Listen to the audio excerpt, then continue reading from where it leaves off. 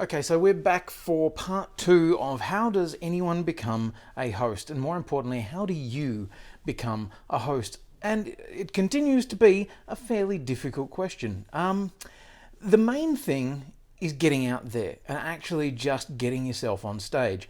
So I would suggest, if you can, first and foremost, get involved in community theatre. And that sounds, like a really easy thing to say. But if you can get out onto a stage now, even if you need to find a course, if you find some places that do short courses in just getting out there doing some theatre stuff, that's probably the most important thing. Getting used to being on stage in front of people and talking, because it's terrifying. Honestly, it is really scary, and you've got to get past that first terrifying bit of going, oh, people are watching me. People are watching you, but more importantly, they actually don't care that much about you. They just want to hear the story, or they want to hear what you're introducing, or they want to be made to laugh, or they want to have a good time. Actually, that's probably one of the most useful things that I ever learnt. People want to have a good time. Nobody is actually wanting to hate you. Nobody, when you go for an audition, is wanting you to fail. In fact, everybody actually wants you to be awesome, because that makes their job easier. It means that they have cast their play, or they've found the right person. So nobody is looking at you waiting for you to suck. They're actually wanting you to be amazing. And the cool thing is, when you are, they love it. If you're not amazing, then the thing is, take a bit of that on the chin and go, okay, what can I do better? And we're starting to get into, I guess, a little bit more about auditions and stuff like that for theatre. That's not necessarily where we're at. What I wanted to talk about more is the skills that come with hosting. So the first thing that I would suggest is start volunteering. Now, there are small festivals around the place, all over the place. Like there's the things like the Tomato Festival here in Sydney. In Tasmania, where I grew up, the first things I was doing was a food and wine festival called Festivali. And I was a stage manager for that. So technically, not actually having to go out on stage, but all I had to do was walk out, introduce the next people, get off. That is really, really important, because it gives you a bit of a chance to kind of get into the swing of what it's like to be in front of a crowd. And if you can find other ways of doing that, so whether that be at any event that you can, like if you're a part of a church group or something like that, start getting into hosting things there.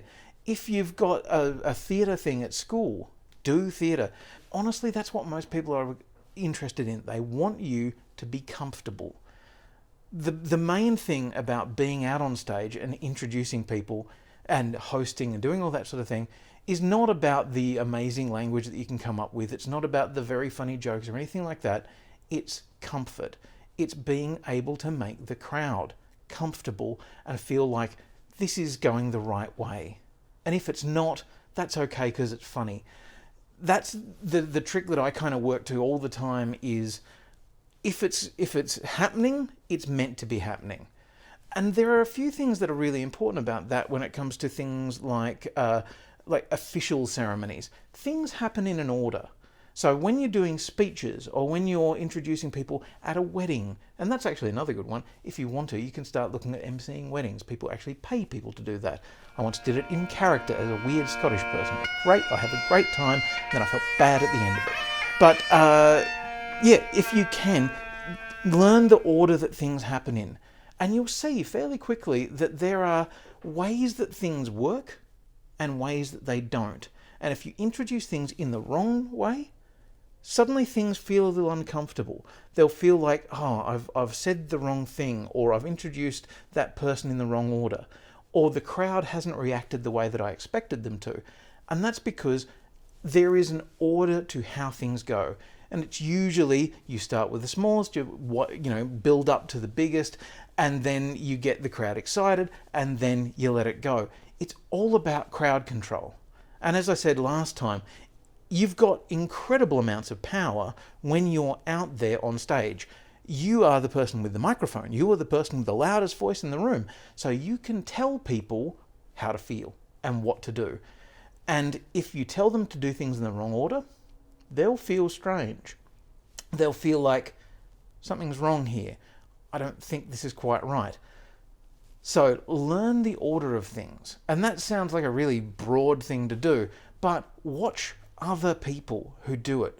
Go and have a look at hosts. Look at the people who host for things like Saturday Night Live, or the comedians who do their late night shows. Look at how they introduce people. Look at the order of things that they talk about as they're bringing them out on stage.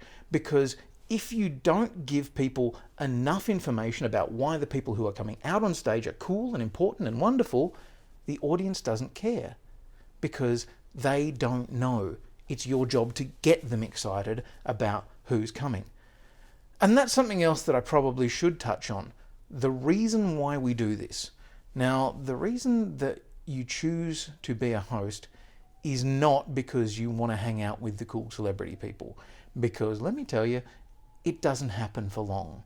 Most of the time, you'll meet them backstage for maybe a minute, maybe two. Quite often, with some of the big guests, I've not actually said a single word to them before they've walked out on stage. And what you then have to do is to pretend like you have built a relationship with them so that it seems fun and it seems friendly and it seems like everybody's having a great time, we're all friends, when in fact, you've got no idea who they are.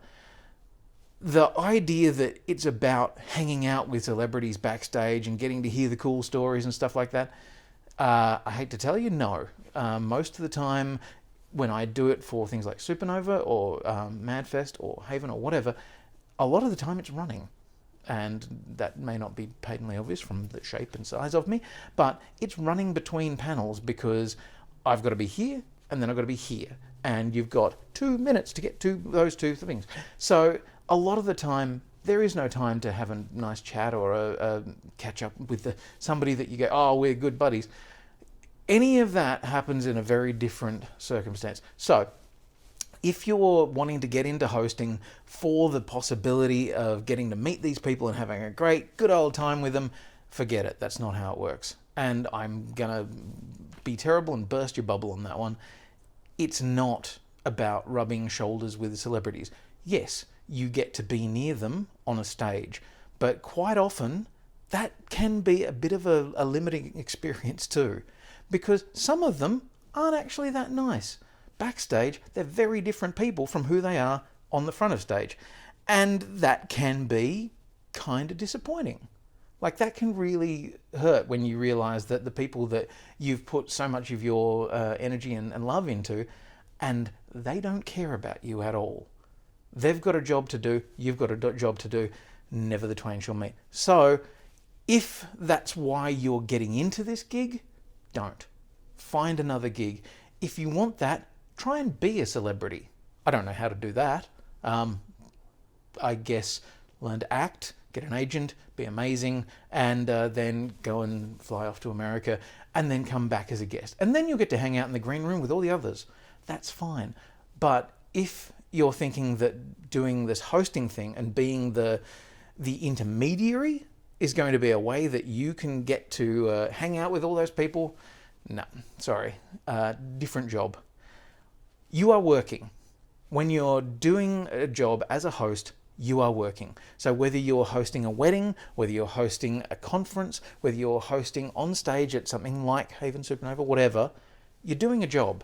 That means that it may look like you're having fun, but the entire time that you're there, you're working.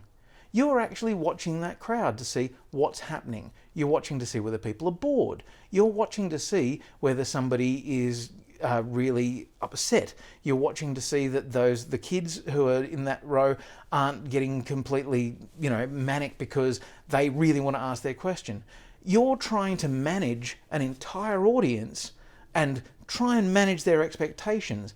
And that's really hard because in some cases, for a big panel, you may have 1,000 or 1,500 or 2,000 people who, maybe 100, 200 actually want to ask a question. And if that's the case, you're not going to get through them because you've only got 50 minutes.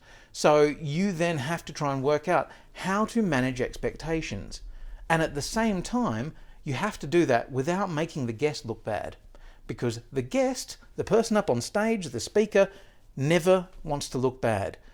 So it's your job to cut them off. It's your job to say that no, the question is not appropriate. It's your job to take all of the hate or the upset or the frustration that the audience may have, because that should never go to the person on stage. And that is the same for comedy, and it's the same for presentations at conferences and so forth.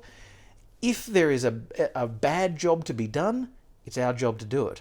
So that is, you've got to do the announcements about where the toilets are.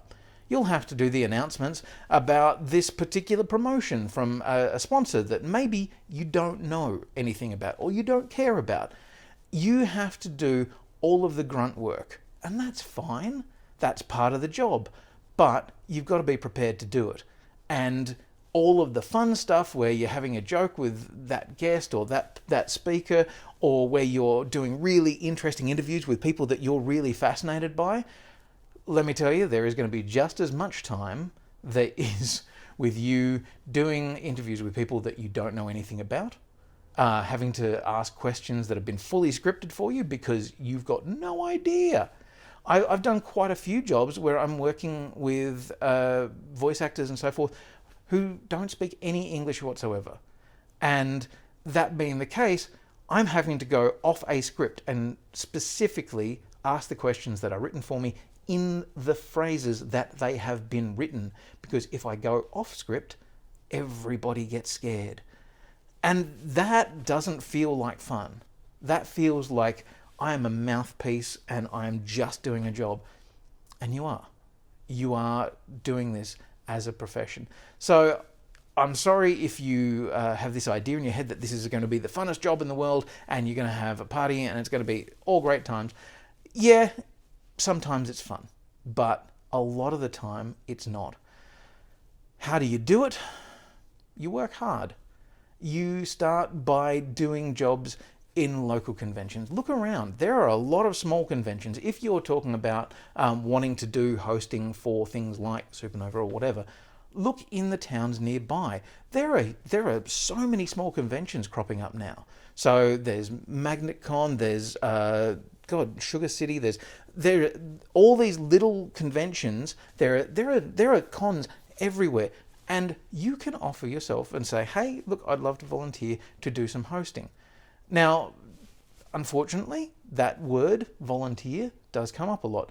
If you volunteer your services, that means that you're probably not going to get paid. And I'm always a little bit shifty on that, just because, as somebody once said, if you're good at something, never do it for free. But if you've never done it before, then maybe you need to find out if you're good. So volunteer. Say, hey, I'm really keen. I'd love to do this. Can I have a bit of a go? And hopefully you'll find somebody in those places that are willing to take a bit of a risk on you. And then you'll see whether or not you actually are good at it, because you'll be introducing things that you don't know about. You'll be having a 50-minute conversation with somebody who you don't know, and you've got to try and keep that conversation interesting and peppy and exciting for those 50 minutes, even though they may not be very good at talking. And let me tell you, that is one of the hardest jobs in the world, is having a conversation with somebody who isn't a good talker. But you've got 50 minutes to fill, because that's how long the panel is. And they may be incredible at something. They probably are, because they're on a panel. They may be amazing artists. Artists are incredible. I love a lot of artists. But let me tell you, a lot of them are artists because they're not actors. They're not performers, and so they like to communicate through their art. Which being the case, you've now got a conversation with somebody who may answer in 1-2 word things. And then what you need to do is try and find the things that they're interested about and they're passionate about, that you can then get them talking about. And that can be hard work, so be prepared. Look, what I think the main thing that I want you to take away is, yes, you can do it, and you can become really good at it. In fact, I would love it if there are a whole bunch of people out there who are doing an amazing job hosting. There aren't many at the moment. There are some great hosts out there, but there's not that many. And I think that there's probably a space for more people out there to be doing this job. So I say give it a go, but be prepared that you may have to do it kind of off your own bat for a little while. And when you know that you're good, when people come up to you and say, hey, thank you, that was really great, I really enjoyed that, take that on board and work out what worked, what didn't work. Put it all into your repertoire, and then when you know that you've got some skills, then you can start saying, hey, I'm actually worth something. Hey, I'd like to work with you. What do you reckon? Can we come to an agreement? Can we find some way that I can do this and get paid? Because in the end, it's a job. Think of it as that, and then you're going to go a long way. If you think it as fun, as just something to do, as a bit of a laugh, then that's all it's ever going to be. And then you need to maybe think about what you do want to do, because there are a lot of other people out there who do want to do this, and they're really passionate. And if you're just there for a bit of a laugh, let me tell you, there's going to be a whole bunch of other people who are going to go ahead of you. I think I've answered the question now. How do you become a host? You try really hard, and you get a lot of practice. I look forward to talking to you in one of these things again. I would love it if you could subscribe, because I'm going to be putting out more videos. I'll be talking about movies and TV shows and video games, and I may talk about the jobs that I do, or I may just talk about random stuff that I have been doing in my life. If you'd like to hear any of that stuff, hit that subscribe button wherever it is. I don't know. It's on YouTube. Just find it. I would love to talk to you again soon, and I'll see you soon.